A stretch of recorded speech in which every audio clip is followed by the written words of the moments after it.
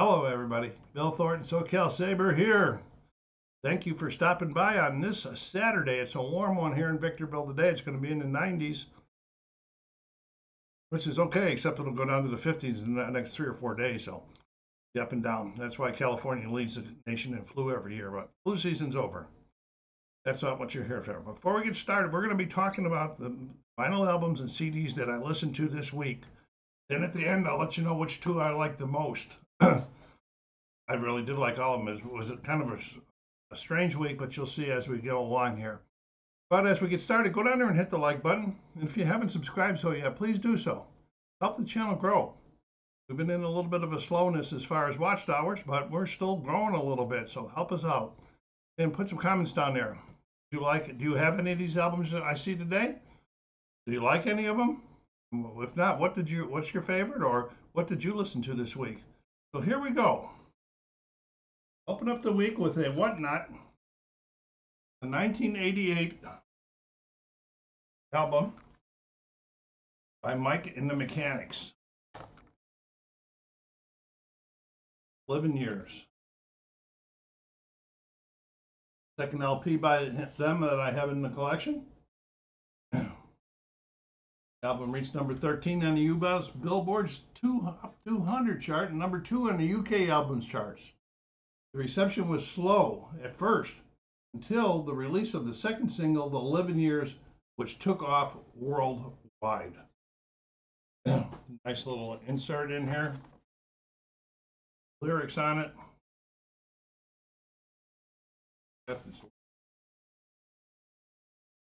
Every generation blames the one before. How true that song was.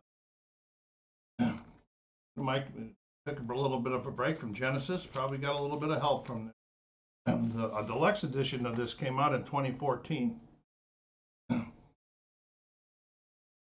is on the Atlantic.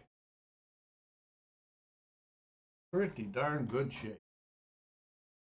Another good Whatnot pickup. So that's how I opened up the week, with a little bit of Mike Rutherford Mechanics. Stepping away from Genesis and releasing the 1988 album, The 11 Years. Okay, next, moving on, I've decided I better start playing my Record Store 2025 pickups that I did this year. So the first one I picked up was One Take Radio. The first one I'm listening to, it's not the first one I picked up. One Take Radio Sessions by Mark Knopfler. Of course, Mike Knopfler, everybody knows, is lead singer and guitarist on Dire Straits.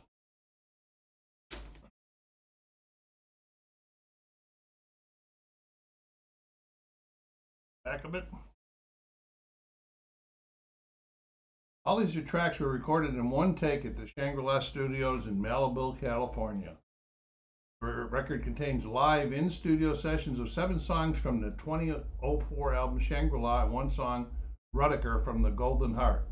I only have one of those, and that was Golden Heart, so I have a lot of these I don't even have in my collection. I have 4 CDs and 1 LP in the collection now by Mark Knopfler. That doesn't count what I have for Dire Straits. I've always liked them ever since the Dire Straits days. Have an insert? Oh, we had no one. In paper sleeve, but polylined. Thank you, the company.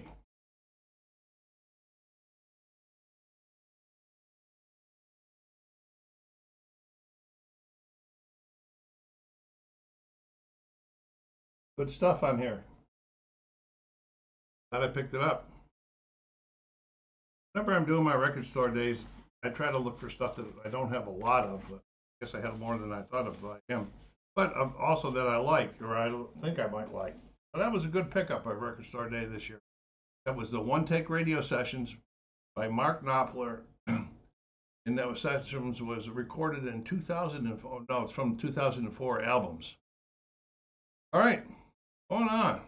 Picked up an oldie. Whatnot. 1969 album, makes it 56 years old. is Rock and Roll by Vanilla Fudge.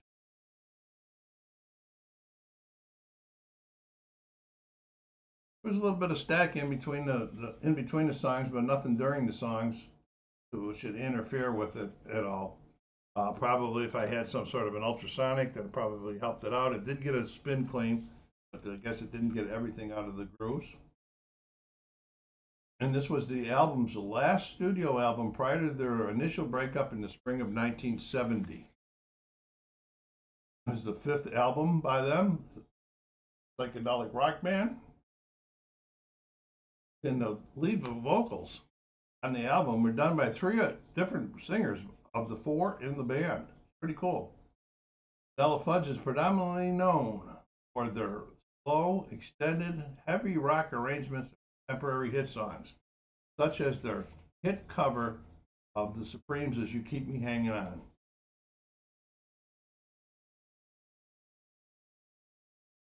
Atco advertisement to buy from them. And Vanilla Fudge has been cited as one of the few American links between psychedelia, what soon would become heavy metal, and as a proto-prog band. Did get back together, and they toured as recently as 2022, so I've got to be pretty old. I was thinking, wow, they got to be old. Got to be old. Did I make any note on that?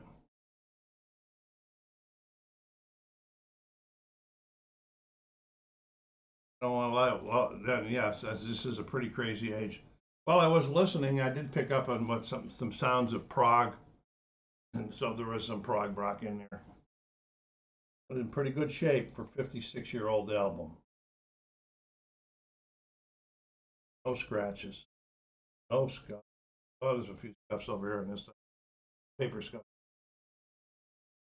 So that was Rock and Roll by Vanilla Fudge from 1969. I'm moving through these pretty quickly, aren't I? Right, now the next one was another one of my record store day pickups. One you saw in the thumbnail. The Dark Side of the Moon redo by Roger Waters.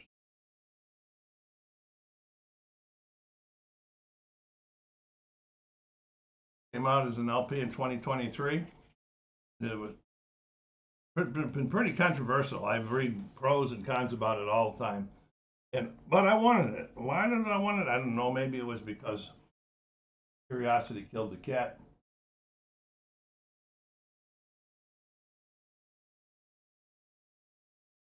Double LP. This was from what I read and what I listened to, watched in the interviews, and then Roger says this is just how, at his age now, he reimagined Dark Side of the Moon. Okay, and it was okay, and he has a lot of dialogue throughout the whole song with not the original orchestra or not the original arrangements behind them, but some of the, you can tell what songs they're coming from.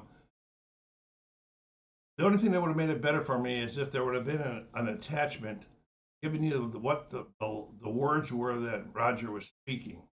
I didn't pick it up too well. I'm going to have to listen to it again with headsets on to understand what he was saying. Sounded like he was talking a lot about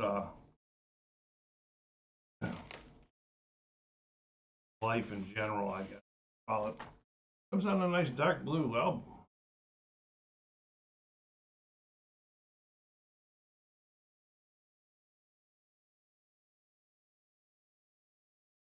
It ranked fairly high on a lot of charts, except in the U.S., where it only ranked 142nd on the Billboard's Top 200. I have a question for you if you guys do the filing. Now, this is a solo album. Roger Waters is his name. It professionally should be filed under the W's.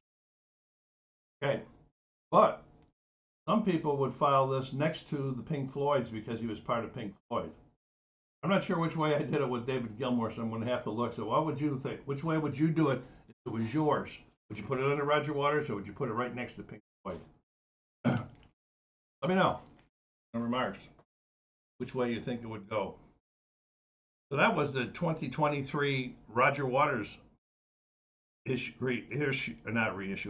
of Dark Side of the Moon Redux, Redux. I would have pronounced it redo. All right, so the time we got into some CDs for the week. First one we got was number 98, and it was a 1990 album by Neil Young, Crazy Horse. I have 4 LPs and 16 CDs in my collection by Neil Young. So I guess know where my mind was back then, huh? Hard rock. I missed too many other really good hard rock groups to say it was in the hard rock. 20th studio album by the Canadian American singer songwriter Neil Young. There's back.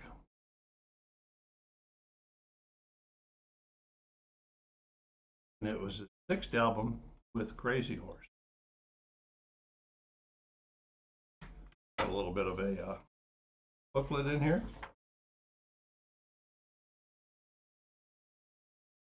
We're going to open it this way. Nothing in there. How do you like that? Got some pictures there. Got the backtrack there. We got this closing up here. The album revisits the heavy rock style previously explored.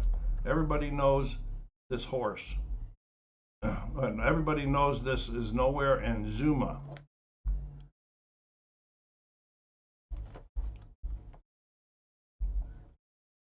Started well, peaking at the top in the top 75 and 11 charts, as well as number 31 on the U.S. Billboard 100. This is hard rock. I really like this one. This one didn't shake the house in that, but it really rocked. I was tapping on this one all the time. You might want to check it out, your streaming services. If you're a Neil Young fan and don't have this, or a hard rock fan and don't have it, or any type of a music fan and don't have it. So that was the 1990 album, Ragged Glory by Neil Young and Crazy Horse. Okay, the next one we got was a little bit different. It was another 1990 album. It's by The Cure. It's called Mixed Up. I have 2 LPs and 2 CDs in the collection by The Cure. This is a remix album by the English rock band The Cure. I like that, and think you don't have to be a fan of The Cure to enjoy it. It was really like they redid their music. They wanted to an attempt to stay relevant in the dance music scene. It was pretty nice. I enjoyed the beat and the music and everything. It's a pretty good stuff. A little bit booklet here, maybe a 2-pager or something like that.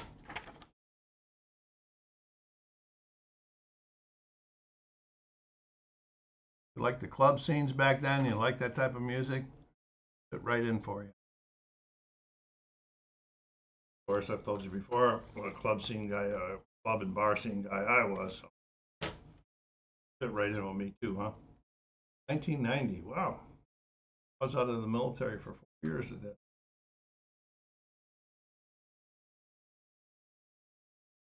So that's the 1990 album Mixed Up by The Cure.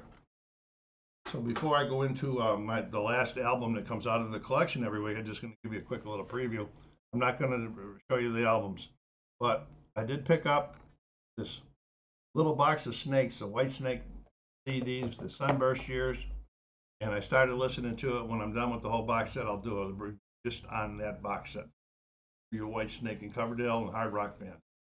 Well, anyway, last one of the day is the album comes out of the collection. This is number 66. The album is Kenny Nolan, self-titled Kenny Nolan from 1977. This is the second album in the collection I have by him. Why, I don't know, but after I listened to it, I kind of figured it. 1977, I've talked to you before, 76, 77, I was at Selfridge National Guard Base in Michigan.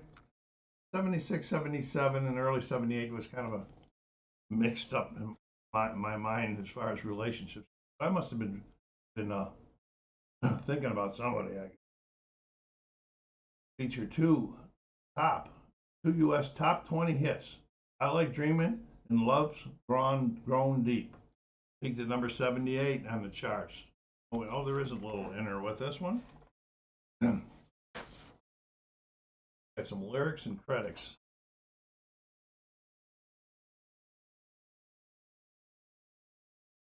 Pretty good shape.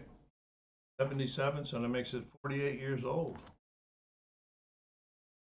Yeah, I listened to the lyrics, and I just imagine they had some sort of special meaning to me back then. That's probably why I bought 2 albums. I mean, it's a good album, but I always try to think of why I would buy something at an era that I'm in that era.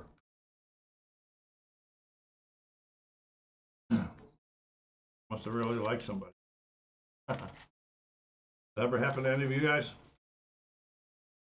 Well, anyway, that is the albums and CDs I listened to for the week. So, what did I like the most? Well, the first one is an LP, and it's the One Take Radio Sessions by Mark Knopfler. That was really good. The music was really good, and considering out of all the songs on there, I only had one of them on other CDs or albums. That was pretty good addition to my collection. I always like Mark Knopfler. And the second one that I liked was the CD, was the album Ragged Glory by Neil Young and Crazy. Talked about that a couple minutes ago. Really good, really good. I enjoyed this whole week, especially those two. So anyway, that is it for the week. Forget to go down there and hit the like button, put some comments, and subscribe. Thank SoCal Cyber thanking you for stopping by on this Saturday. Take care of yourselves out there. Be kind to each other. Stay safe.